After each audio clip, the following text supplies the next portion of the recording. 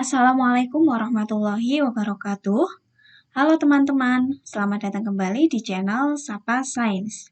Oke, pada video part yang kelima ini, kita masih akan membahas soal siap ujian sekolah tahun 2022 untuk mata pelajaran IPA tingkat SMP.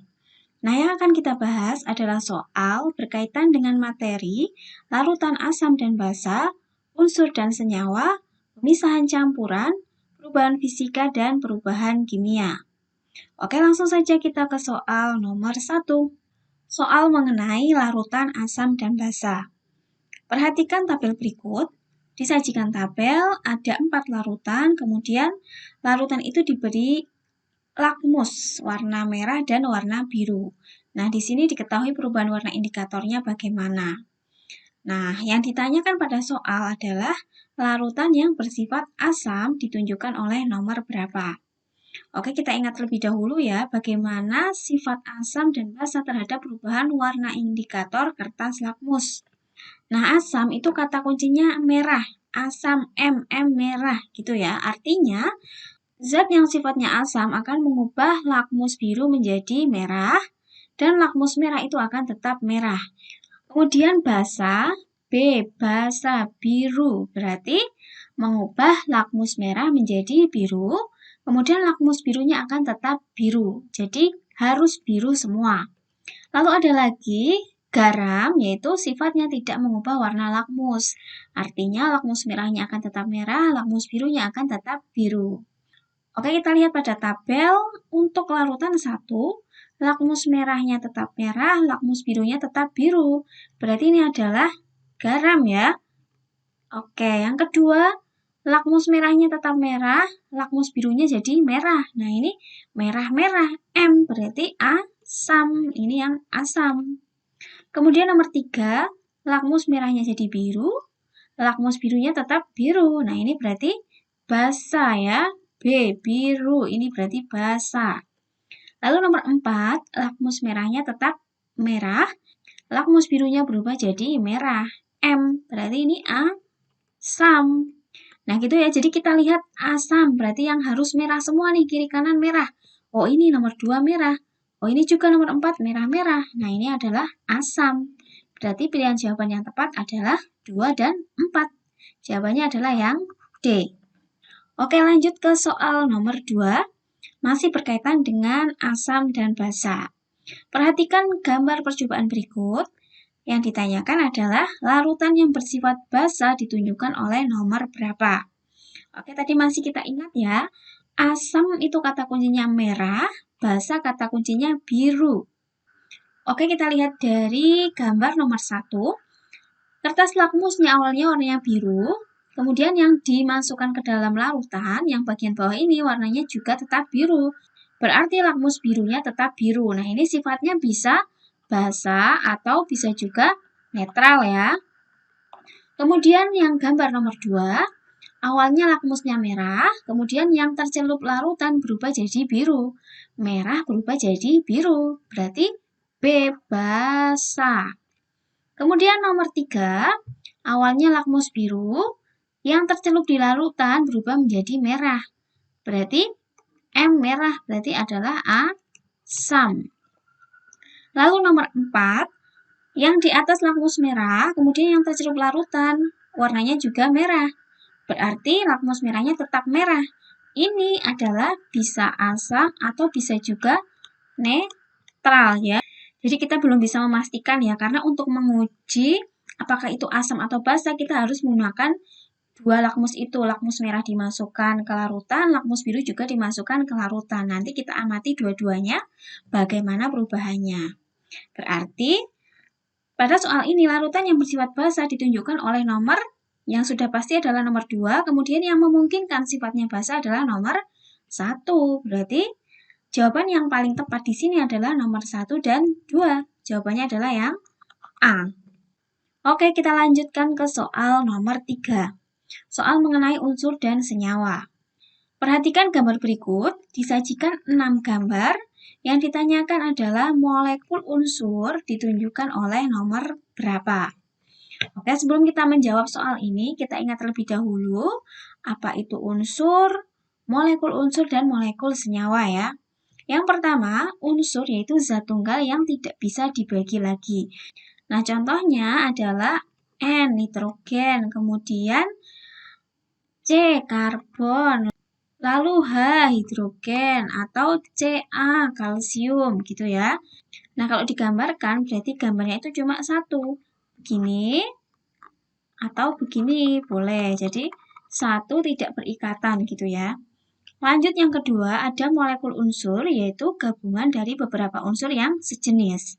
Unsur digabung-gabung tapi jenisnya sama, misalkan O2 atau oksigen, kemudian S8, lalu ada P4. Nah, ini adalah molekul unsur. Kalau digambar gimana?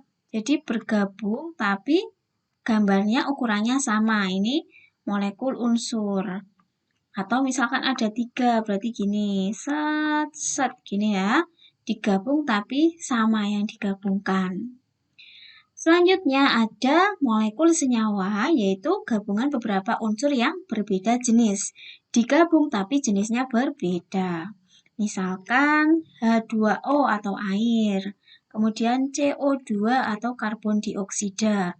Ini berarti gabungan antara C dan O.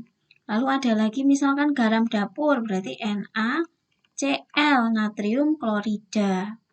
Nah, kalau kita gambar berarti kalau digabungkan ukurannya beda ya. Misalkan ini H2O, berarti O-nya ada 1, kemudian H-nya ada 2 di sini. Oke, kita lihat gambarnya ya. Nomor 1 ini adalah unsur ya, ini bukan molekul unsur. Nomor 2 ini digabung tapi beda jenis, berarti ini adalah molekul senyawa. Kemudian nomor 3 digabung sama jenisnya. Ini benar nih. Ini adalah molekul unsur. Kemudian nomor 4 digabung tapi ada yang besar ada yang kecil. Berarti jenisnya beda. Ini adalah molekul senyawa. Kemudian nomor 5 ini satu aja nih. Berarti ini adalah unsur. Lalu nomor 6 digabung 3 jenisnya sama. Ukurannya sama. Berarti ini adalah molekul unsur. Nah, berarti jawaban yang paling tepat untuk soal ini yang merupakan molekul unsur adalah nomor 3 dan nomor 6. Jawabannya adalah yang D. Oke, lanjut ke soal nomor 4. Masih berkaitan dengan unsur dan senyawa. Perhatikan gambar berikut. Molekul senyawa ditunjukkan oleh gambar nomor berapa? Oke, kita ingat tadi, molekul senyawa adalah gabungan unsur yang berbeda jenis. Nah, yang beda jenisnya mana nih? Di sini. Ini ya, nomor 3 nih. Ada hitam, ada putih, digabung. Ini berarti beda jenisnya nih. Kemudian nomor 4. Nah, ini ada yang besar, ada yang kecil, 2 di kiri kanan. Ini hitam, ini putih. Nah, ini juga beda jenisnya. Ini adalah molekul senyawa. Oke, kita lihat dulu yang lain. Yang nomor 1 digabung tapi sama ukuran, sama warnanya. Berarti ini unsur yang sama. Berarti gabungan unsur yang sama namanya adalah molekul unsur. Kemudian nomor 2, cuma satu tok nih. Berarti ini adalah unsur ya. Nah, berarti jawaban yang tepat untuk soal ini adalah yang termasuk molekul senyawa adalah nomor 3 dan 4. Jawabannya adalah yang D. Oke, lanjut ke soal nomor 5. Soal tentang pemisahan campuran. Untuk memisahkan minyak bumi menjadi fraksi-fraksi turunannya menggunakan cara titik-titik. Apakah destilasi bertingkat, sublimasi, filtrasi, ataukah sentrifugasi? Oke, kita bahas dulu satu-satu ya, teman-teman. Yang pertama, destilasi bertingkat atau penyulingan adalah pemisahan campuran berdasarkan perbedaan titik didih zat cair yang bercampur. Nah, saat menguap, setiap zat akan terpisah. Jadi, contohnya adalah pemisahan minyak bumi. Minyak buminya itu ada yang menjadi aspal, kemudian ada yang menjadi aftur atau bahan bakar pesawat, ada yang menjadi minyak tanah, ada yang menjadi bensin, ada yang menjadi gas, dan sebagainya ya secara bertingkat seperti itu. Selanjutnya, sublimasi adalah pemisahan campuran zat yang mudah menyublim. Contohnya adalah pemisahan kapur barus dengan pasir. Lalu filtrasi adalah penyaringan atau pemisahan campuran berdasarkan perbedaan ukuran partikel zat yang bercampur. Contohnya adalah pemisahan ampas dengan santan. Kemudian sentrifugasi yaitu pengganti dari filtrasi. Ketika partikel padatan dalam campuran itu memiliki ukuran sangat halus dan jumlah campurannya lebih sedikit. Contohnya adalah pemisahan sel darah merah dari plasma darah. Nah, berarti pada soal ini, untuk memisahkan minyak bumi menjadi fraksi turunannya, cara yang paling tepat adalah dengan destilasi bertingkat. Jawabannya adalah yang A. Oke, lanjut ke soal nomor 6, masih berkaitan dengan pemisahan campuran.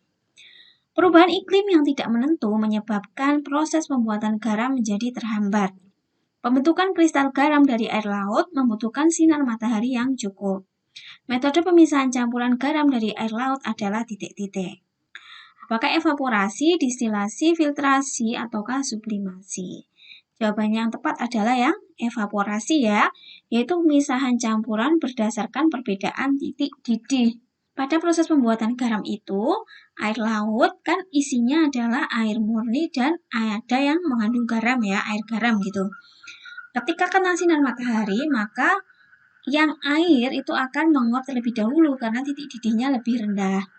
Kemudian yang tersisa adalah air garam yang selanjutnya akan dikristalkan menjadi garam. Gitu ya. Jadi jawaban yang paling tepat adalah yang A, yaitu evaporasi. Untuk B, C, D sudah kita bahas di soal nomor 5 ya. Artinya itu apa dan contohnya apa. Oke, lanjut ke soal nomor 7 tentang perubahan fisika dan perubahan kimia. Perhatikan beberapa peristiwa berikut, disajikan 5 peristiwa. Yang ditanyakan adalah perubahan kimia ditunjukkan oleh nomor berapa. Oke, sebelum menjawab soal ini, kita ingat terlebih dahulu bersama-sama apa sih perubahan kimia dan apa sih perubahan fisika. Dan bagaimana ciri-cirinya ya. Jadi perubahan fisika, ciri-ciri utamanya yaitu tidak terbentuk zat baru, kemudian komposisi materinya tidak berubah. Contohnya adalah mencair, menguap, kemudian kayu menjadi kursi, lalu beras menjadi tepung gitu ya. Jadi ketika kayu menjadi kursi misalkan, susunan atau materi antara kayu dan kursi itu sama, tetapi yang berbeda hanya bentuknya saja ya sudah berubah. Komposisi materinya masih sama.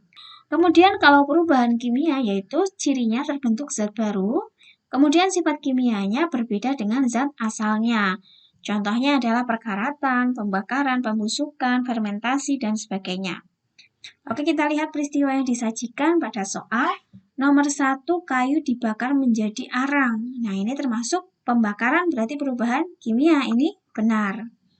2, sayur setelah beberapa hari menjadi basi. Ini adalah pembusukan, berarti ini perubahan kimia. Ini benar. Nomor 3, air laut menguap. Nah, menguap itu perubahan fisika. Nomor 4, besi mengalami perkaratan. Berkarat, berarti ini kimia. 5, beras menjadi tepung. Ini perubahan fisika. Nah, berarti jawaban yang tepat adalah 1, 2, dan 4. Jawabannya adalah yang A. Oke, lanjut ke soal nomor 8, masih berkaitan dengan perubahan fisika dan kimia. Perhatikan contoh peristiwa berikut, ada 4 peristiwa. Yang ditanyakan adalah perubahan fisika ditunjukkan oleh angka berapa. Kita lihat peristiwanya. Nomor 1, kayu kering diubah menjadi kursi dan meja. Nah, ini benar ya, perubahan fisika. Kemudian nomor 2, pagar besi berkarat. Ini perkaratan, ini adalah perubahan kimia ya. Lanjut nomor 3, kertas digunting menjadi potongan-potongan kecil. Nah, antara potongan kertas yang kecil dan kertas yang masih besar tadi itu komponen materinya sama ya, jadi sifatnya masih sama. Berarti ini perubahan fisika, ini benar. Nomor 4, buah-buahan dibiarkan berhari-hari menjadi busuk. Pembusukan adalah perubahan kimia. Oke, berarti jawaban yang tepat yang termasuk perubahan fisika adalah nomor 1 dan 3. Jawabannya adalah yang B. Oke teman-teman, terima kasih sudah menonton video ini. Sampai jumpa di video part selanjutnya ya. Wassalamualaikum warahmatullahi wabarakatuh.